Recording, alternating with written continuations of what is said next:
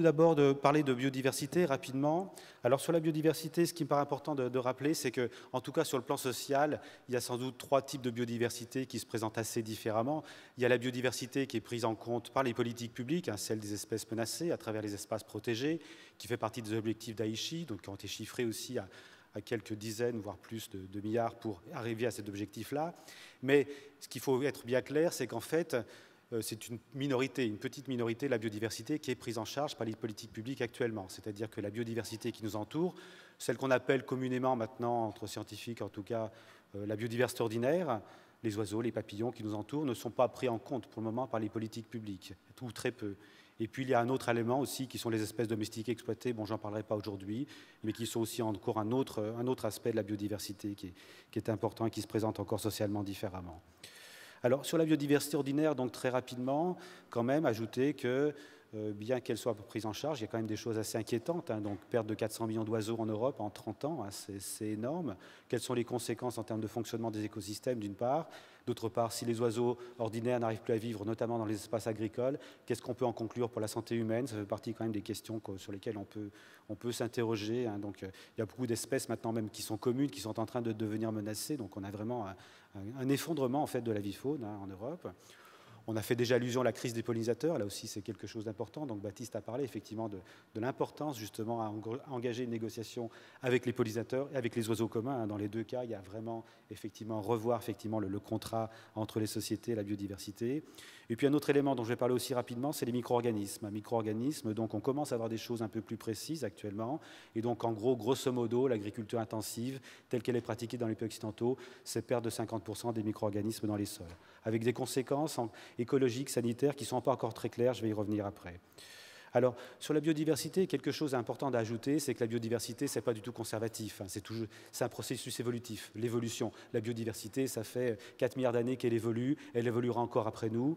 Ce potentiel d'évolution, ce potentiel d'adaptation, c'est un facteur qui est fondamental.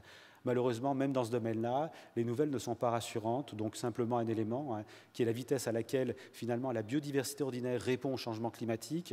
Donc là, on est des données assez précises en Europe actuellement sur les oiseaux communs et les papillons communs, grâce aux sciences participatives. Hein, ça, j'y reviendrai, ce n'est pas simplement les universitaires, là, c'est carrément la société qui regarde un peu comment les oiseaux et les papillons réagissent. Et ce que l'on constate, hein, c'est que par rapport au climat, qui en gros, le climatique évolue à peu près de 14 km par an, les papillons, c'est à peu près 5 km par an, et les oiseaux, c'est de l'ordre de 2 km par an. C'est-à-dire que la biodiversité a du mal à suivre le réchauffement climatique. Et on a aussi un déséquilibre dans les chaînes alimentaires, puisque, comme vous le savez sans doute, les oiseaux sont les prédateurs des papillons. Donc ça veut dire que les proies échappent à leurs prédateurs. Et ce que ne sait peut-être pas toute la salle, c'est que de nombreux ravageurs en agriculture sont des papillons. Donc ça veut dire que les ravageurs sont en train d'échapper à leurs prédateurs, ce qui n'est pas une nouvelle rassurante pour l'agriculture. Voilà, donc potentiel adaptatif, un enjeu aussi très important dans l'anthropocène. Je pense que l'aspect dynamique, c'est important. Les sociétés sont dynamiques, la biodiversité sont dynamiques. Alors, une chose dont je voulais parler, c'était les micro-organismes. Les micro-organismes, en fait, on en parle encore relativement peu parce qu'on a peu de données, c'est plus de 99% de la biodiversité, aussi bien en nombre d'individus, en nombre d'espèces. Une publication récente propose qu'en fait, il y aurait de l'ordre de 1000 milliards d'espèces de micro-organismes. Donc, vous voyez, par rapport à quelque chose comme 10 millions d'espèces chez les plantes et les animaux, ça devient totalement, enfin les plantes et les animaux sont très minoritaires, même en diversité d'espèces. Voilà. Autre chose, peut-être que tout le monde ne sait pas, c'est qu'on a plus de micro-organismes dans notre corps que de cellules. Hein, donc, et ces micro-organismes, alors ceux qu'on connaît le mieux, ce sont les pathogènes. Mais les pathogènes, c'est une toute petite minorité des micro-organismes. Hein, la grande majorité, ce sont des organismes qui sont mutualistes. On peut répertorier au moins 3 fonctions, hein, qui sont l'assimilation des produits ingérés, de la digestion est tout à fait fondamentale, les micro-organismes. La limitation de l'implantation des bactéries pathogènes, hein, c'est-à-dire que toute l'écologie de la santé, hein, résister aux pathogènes, c'est notamment avoir des communautés bactériennes qui sont, des communautés de micro-organismes qui sont en bonne santé. Et puis la régulation du système immunitaire. On commence aussi à avoir pas mal de choses là-dessus. Hein. Il semblerait que certaines maladies auto-immunes soient liées effectivement aux micro-organismes.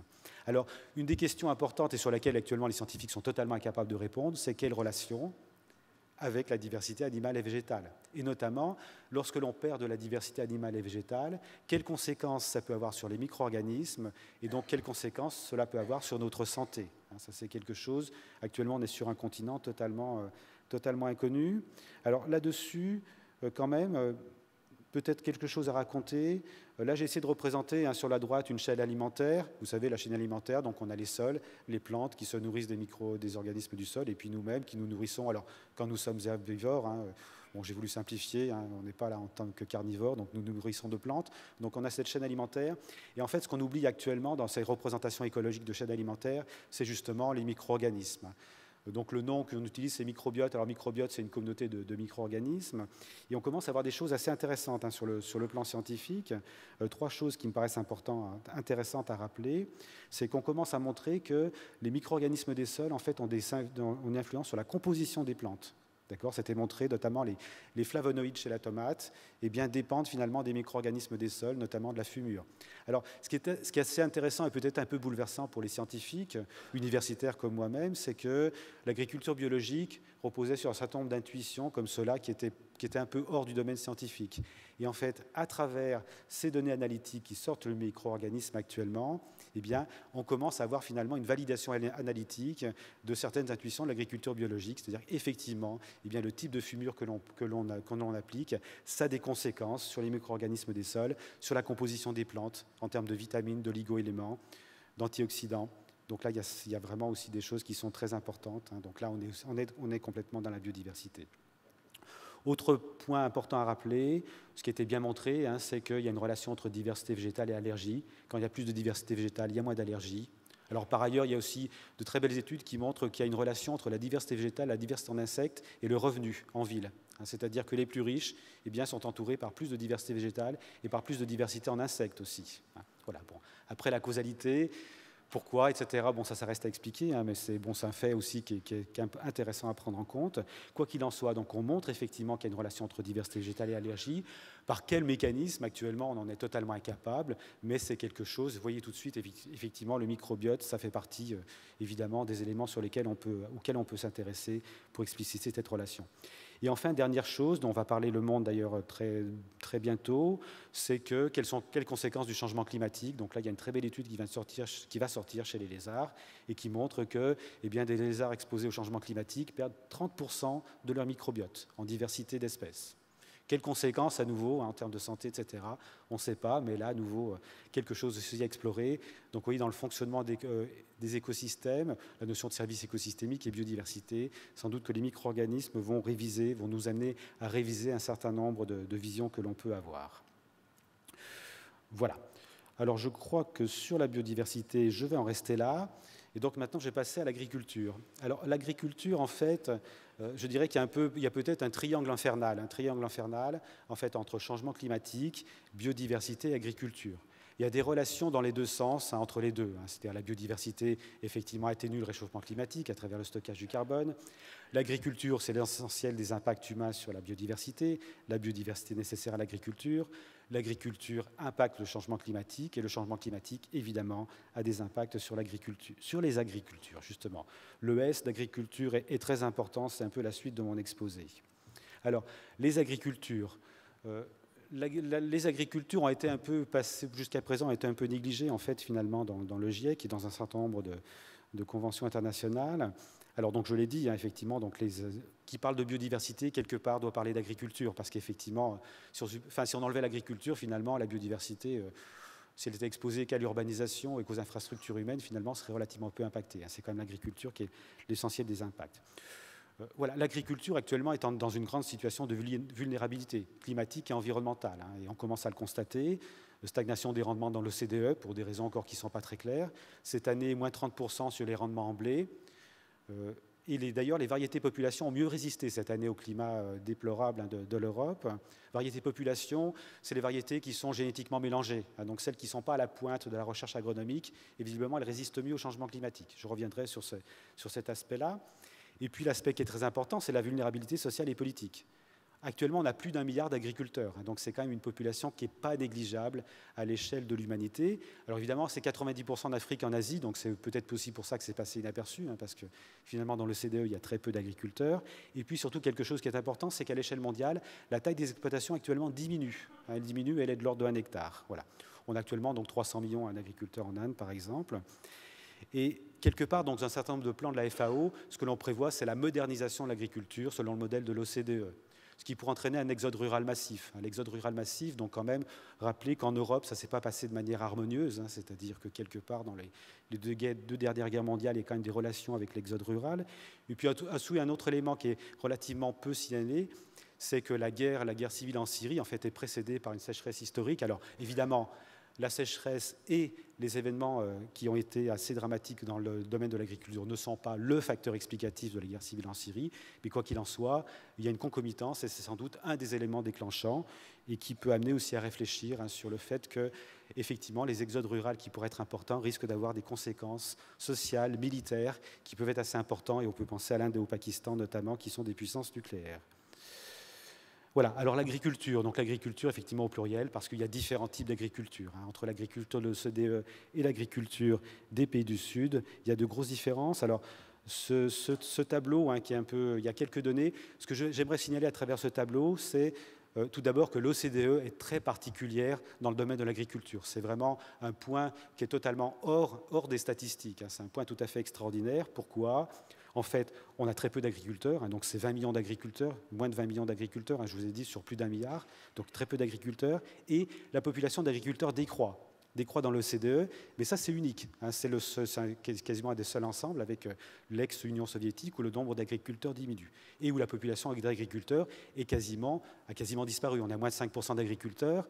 Ça, c'est très rare dans le reste du monde. Ils sont souvent encore majoritaires en tant que population active. Donc actuellement, l'OCDE développe une agriculture sans agriculteurs. Et, chose pas très étonnante, ce n'est pas une agriculture qui est très performante. Contrairement à ce que l'on peut croire, vous voyez que par rapport à l'Asie de l'Est, la Chine, en gros, on produit 40% en moins à l'hectare. Donc la productivité à l'hectare, en fait, est relativement médiocre à l'échelle de l'OCDE. C'est aussi un élément à rappeler. Voilà. Donc le nombre d'hectares cultivés, donc sur l'Asie de l'Est, 0,7, et ça décroît. Moyen-Orient, Afrique du Nord, c'est pareil, la taille des exploitations diminue. Donc ça aussi, c'est quelque chose d'important à rappeler. Voilà, alors qu'est-ce que vont devenir ces agriculteurs? Donc c'est une des questions. Alors une des choses aussi dont je voulais parler à propos de ça, c'est à propos des OGM. Les OGM provoquent beaucoup de controverses. Ce qui est assez remarquable à travers toutes ces controverses, c'est qu'on explique très mal le succès des OGM. Pourquoi les OGM se sont développés de manière considérable. Par exemple, en 2012, la résistance au glyphosate, c'était presque 10% des surfaces cultivées, 120 millions d'hectares. Le succès reste un peu énigmatique. En fait, une des raisons qu'on peut avancer, c'est que ces OGM, notamment en résistance au glyphosate et résistance aux productions de BT, en fait, permettent d'économiser du travail. Donc, augmentent la productivité du travail agricole. Ce qui, évidemment, dans le modèle OCDE, est quelque chose de totalement... c'est le modèle de l'OCDE depuis 50 ans. L'agriculture de l'OCDE, alors je ne l'ai pas représenté parce que le tableau, je ne voulais pas mettre trop de données, mais les agriculteurs de l'OCDE, effectivement, sont beaucoup plus performants en termes de productivité. Un agriculteur de l'OCDE est 50 fois, ou entre 50 et 100 fois plus productif qu'un agriculteur des autres agricultures, de l'autre milliard d'agriculteurs. Donc ça veut dire que si vous les mettez en compétition, en termes de productivité du travail, vous dites tout de suite que, de toute façon, l'issue de la compétition elle est assez claire, surtout que l'OCDE a des réserves en termes de production supplémentaire très importantes. C'est-à-dire que l'OCDE pourrait produire encore beaucoup plus. Ça, je pense que c'est un point aussi important à rappeler lorsqu'on parle de politique publique en agriculture. Voilà, donc un horizon pour 1 milliard d'agriculteurs, qu'est-ce que l'on peut proposer? C'est négocier à nouveau avec les non-humains, et négocier avec les non-humains, c'est notamment ce qui s'appelle l'agroécologie. L'agroécologie, effectivement, c'est-à-dire qu'on ne s'intéresse pas simplement à la production agricole en agriculture, mais on s'intéresse aussi à l'entretien des fonctions écologiques, à l'entretien de ce qui s'appelle les services écosystémiques. Ce que je voudrais rappeler, c'est que derrière ça, il faut aussi un modèle économique. C'est-à-dire que ce n'est pas simplement un problème de vertu, de conscience ou d'éducation, mais il faut que quelque part, les agriculteurs, effectivement, y trouvent un intérêt économique. Ça, c'est tout à fait fondamental. Et c'est ce que j'essaie de rappeler à travers cette diapositive, c'est que quelque part, derrière cela, il y a peut-être, en fait, on est peut-être à une période historique, c'est-à-dire, à l'échelle même, on peut dire que depuis 10 000 ans, le contrat social entre l'agriculture et la société, c'est qu'en gros, les agriculteurs fournissent de l'alimentation. C'est le système alimentaire. Et quelque part, à travers le devenir du milliard d'agriculteurs, ce devenir ne se fera pas simplement à travers la fourniture alimentaire. C'est-à-dire que quelque part, le maintien, la restauration des fonctions écologiques doit sans doute devenir effectivement un enjeu social important pour ces agriculteurs. Voilà. Donc ça veut dire effectivement un élargissement des missions de l'agriculture, un élargissement, en fait, c'est ce qu'il y a aussi derrière l'agroécologie. Mais derrière ça, il faut un modèle économique, forcément. C'est-à-dire que... Voilà. Alors, je terminerai par les enjeux en termes de productivité du travail, hein, j'en ai déjà parlé, c'est-à-dire que derrière l'agroécologie, évidemment, si on pense en termes de productivité, en termes alimentaire, eh bien, ça veut dire que les agroécologues, en fait, enfin les agriculteurs qui feraient de l'agroécologie seront moins productifs. Ça veut dire peut-être une diminution de la productivité du travail, ce qui, quelque part, est un peu hérétique à la lumière des sciences économiques. Donc ça, c'est quelque chose à laquelle il faut réfléchir, hein, le problème de la productivité du travail. Alors, un autre exemple qui me paraît assez frappant, hein, c'est le cas de la pêche. Donc ça, c'est un exemple. La pêche, c'est plus facile à comparer avec l'agriculture, parce que l'agriculture, dans sa grande diversité. Donc là, c'est la comparaison de la pêche industrielle par rapport à la pêche artisanale. En gros, c'est selon la taille des bateaux. Donc, vous voyez, la productivité, on retombe sur la même chose, hein, c'est-à-dire que la pêche industrielle, en gros, un pêcheur industriel est 50 fois plus productif qu'un pêcheur artisanal. Par contre, en termes de fuel consommé, c'est moins évident, hein, c'est-à-dire qu'effectivement, le pêcheur artisanal est beaucoup plus efficace dans l'économie en termes d'énergie fossile. Et puis, ce qui est intéressant aussi, c'est nos préférences sociales, hein, c'est-à-dire que les subventions, on subventionne 100 fois plus la pêche industrielle que la pêche artisanale. Donc là aussi, il y a un choix social très clair qui a été fait. Et ça, c'est le dernier message que je voulais faire passer, c'est que, alors, j'ai un peu triché parce qu'en fait, on ne subventionne pas simplement le pêcheur, c'est-à-dire que ce qu'on finance derrière la pêche industrielle, c'est toutes des filières agro-industrielles, hein, c'est-à-dire des filières industrielles et de recherche, c'est-à-dire qu'on finance en fait des emplois qualifiés. C'est-à-dire qu'on ne finance pas les emplois non qualifiés, on essaie de les faire disparaître et on les remplace par des emplois qualifiés. Ce qui est peut-être aussi un des autres enjeux, hein, derrière les emplois aussi. Donc ça, je voulais terminer là-dessus, c'est que en fait, il y a une relation entre régulation économique, technique et emploi, c'est-à-dire effectivement, les techniques et les emplois qui vont se développer vont dépendre des régulations économiques, hein, du modèle économique. Je parlais de l'agroécologie. Cette agroécologie, elle dépend de régulations économiques, mais quel type d'agroécologie, quel type d'agriculture on va développer? Est-ce que c'est des agricultures qui créent des emplois très qualifiés ou non qualifiés? Ça, c'est aussi une question sociale et politique extrêmement importante. Donc, on a des enjeux sociaux et politiques. Donc, deux messages. La régulation économique, c'est un sujet trop important pour la laisser simplement aux économistes. Les technologies, c'est un sujet trop important pour les laisser simplement aux technologues. Je pense que c'est vraiment quelque chose d'important qu'il faut qu'on partage. Voilà. Et puis je crois que j'avais autre chose. Oui, je voulais terminer là-dessus quand même, sur la relation entre les différents savoirs.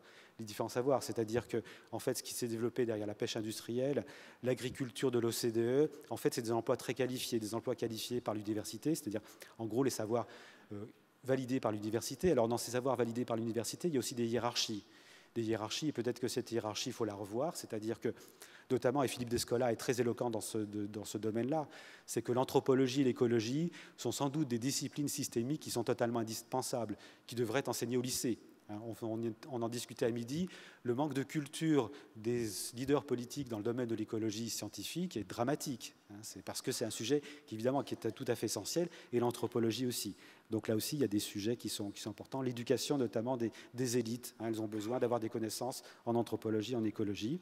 Et les savoirs pratiques, vernaculaires, traditionnels, c'est évidemment des savoirs qui ne sont pas à négliger, et notamment, je le rappelle, de devenir 2 milliards d'agriculteurs, ça veut dire que quelque part, il va falloir aussi intégrer leur savoir. Voilà. Et puis, je crois que je vais en rester là.